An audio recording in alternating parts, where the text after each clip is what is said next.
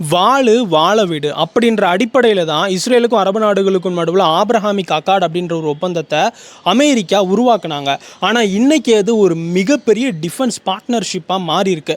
என்னைக்கு Dubai, Abu Dhabi மாதிரியான நகரங்களை ஈரானினுடைய ஏவுகணைகளும் ட்ரோன்களும் தாக்க ஆரம்பிச்சிச்சோ, அன்னைக்கே இஸ்ரேலினுடைய ஸ்பெக்ட்ரா அப்படின்ற ட்ரோன்களை கண்டுபிடிக்கிற ஒரு ரேடாரும் இஸ்ரேலினுடைய அயன் டோமும் ஐக்கிய அரபு அமீரகத்துக்கு வந்து துபாய் நகரத்தை பாதுகாத்ததா நிறைய செய்திகள் அமெரிக்க ஊடகங்களில் வெளியாகுச்சு. இந்த ஒரு விஷயம் அப்படின்றது ஆப்ரஹாமிக் அக்கார்டை அடுத்த கட்டத்துக்கு ஒரு செக்யூரிட்டி பார்ட்னர்ஷிப்பாக அரபு நாடுகளுக்கு மத்தியில் இஸ்ரேலை கொண்டு போகுது. அரபு நாடுகளுக்கும் இஸ்ரேலுக்கும் உறவு நல்லாகிறதுக்கு ஒரு முக்கியமான காரணமாக இன்னைக்கு ஈரான் மாறி நிற்காங்க. இந்த இடத்துல ஈரான், ரஷ்யா, சைனா எப்படி ஒரு கூட்டணியோ, சவுதி அரேபியா, துருக்கி, பாகிஸ்தான் எப்படி ஒரு கூட்டணியோ, அதே மாதிரி அரபு நாடுகளுக்கு மத்தியில் I2U2 ஒரு கூட்டணியாக மாறிக்கிட்டு இருக்கா. India, Israel, USA, UAE.